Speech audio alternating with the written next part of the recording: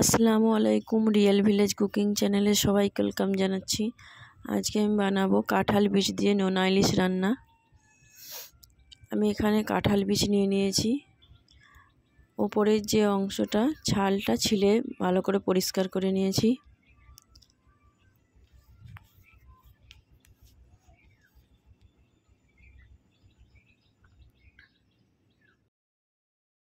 এখানে নিয়ে নিয়েছি নোনা ইলিশ।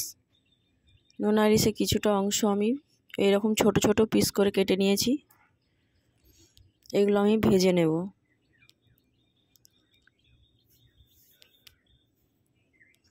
কড়াইয়ের মধ্যে দিয়ে দিচ্ছি তেল।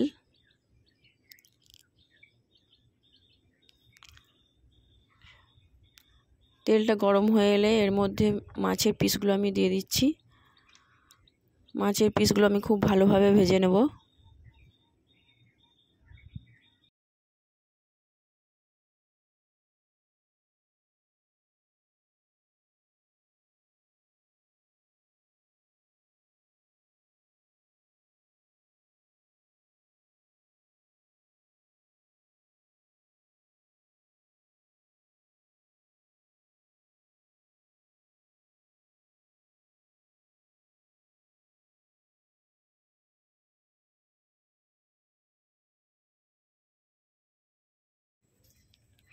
সুন্দরভাবে ভাজা হয়ে গেছে, এগুলো আমি তুলে নিচ্ছি। এই কড়াইয়ের মধ্যেই আমি রান্নাটা করব।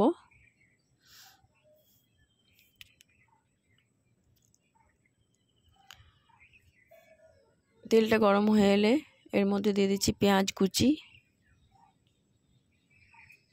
পেঁয়াজটা হালকা লাল করে ভেজে নেব।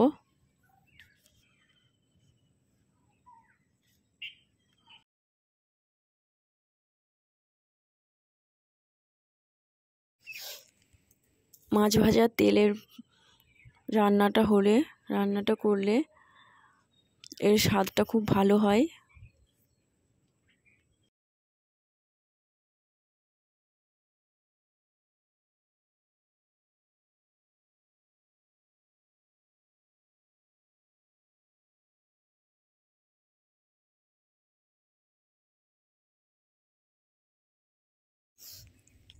পেঁয়াজটা লাল হয়ে গেছে, এবার এর মধ্যে আমি একটা টমেটো ছোট ছোট পিস করে কেটে দিয়ে দিলাম।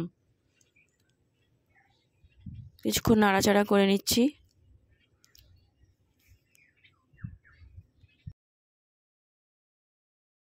দিয়ে দিচ্ছি লঙ্কা গুঁড়ো হাফ চামচ পরিমাণে। আমি এখানে ঝালটা কমিয়ে দিয়েছি, আপনারা চাইলে বাড়িয়ে নিতে পারেন। দিয়ে দিচ্ছি 1 চামচ পরিমাণে হলুদের গুঁড়ো। জিরে গুঁড়ো 1 চামচ পরিমাণ দিয়ে দিলাম। ভালো করে নাড়াচাড়া করে নিচ্ছি।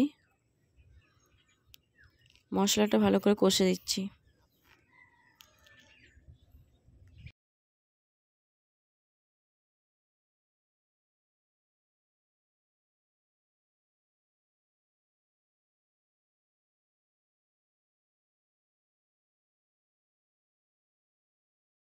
এখানে দিয়ে দিচ্ছি 1 চামচ পরিমাণে red chilli powder, Kashmiri red chilli powder দিয়ে দিলাম।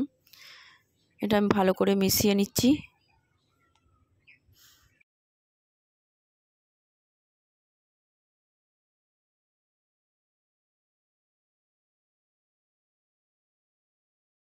দিয়ে দিচ্ছি এখানে কুচি করে রাখা আলু। আমি একটা বড় সাইজে আলু ছোট ছোট কুচি করে নিয়েছিলাম, দিয়ে দিলাম। এটাকে আমি খুব ভালোভাবে মিশিয়ে নিচ্ছি।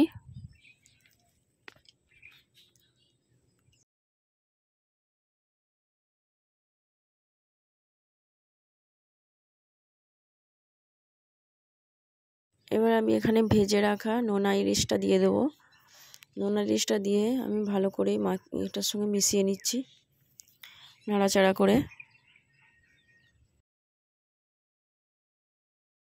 লবণটা আপনারা দেখে দিবেন, কারণ মাছের মধ্যে অনেক লবণ থাকে।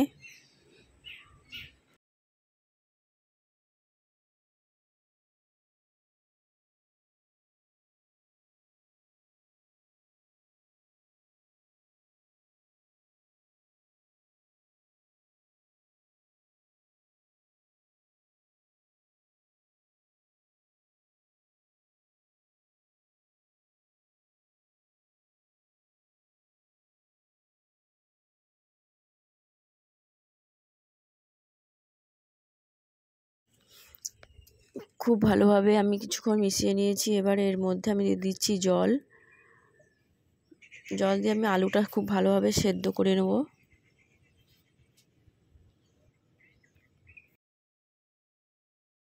দিয়ে দিচ্ছি এখানে কাঁঠালের বীজ। কাঁঠালের বীজটা আমি লবণ দিয়ে সেদ্ধ করে নিয়েছিলাম।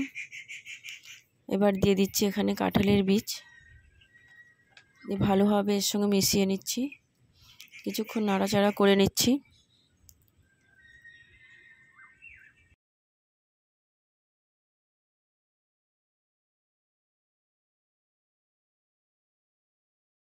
রান্নাটা আমি খুব ভালোভাবে করে নেব।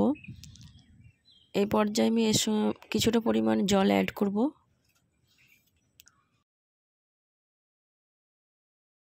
দিয়ে দিচ্ছি আবারও 1 বাটি পরিমাণে জল। জলটা দিয়ে এটা আমি ভালো করে রান্না করে নেব।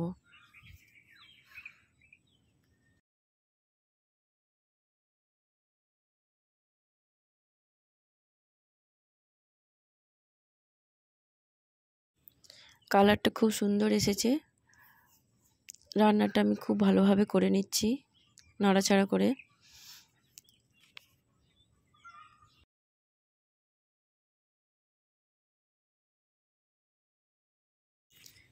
এভাবে রান্না করলে গরম ভাতের সঙ্গে খেতে খুবই টেস্টি লাগবে। আমি যেভাবে রান্না করেছি সেইভাবে পরপর স্টেপ বাই স্টেপ ফলো করলে খুব সুন্দর রান্না হবে এবং টেস্ট হবে দ্বিগুণ। আপনারা বাড়িতে ট্রাই করবেন। আলুটা আমার সেদ্ধ হয়ে গেছে। খুব ভালোভাবে আলুটা সেদ্ধ হয়ে গেছে। আমি আবারও কিছুক্ষণ নাড়াচাড়া করে নিচ্ছি।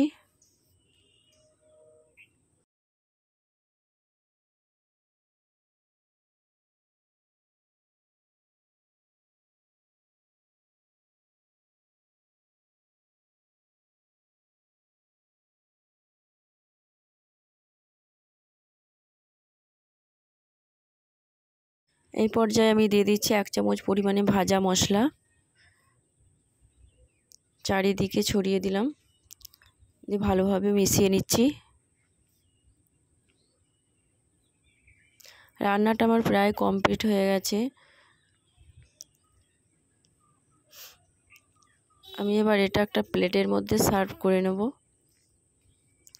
আপনারা এইভাবে বাড়িতে ট্রাই করবেন, খেতে খুবই ভালো লাগবে, টেস্টি লাগবে। একটা নতুন রেসিপি। ভালো লাগলে চ্যানেলটা সাবস্ক্রাইব করবেন আবারও ভালো ভালো নতুন নতুন রেসিপি দেখার জন্য।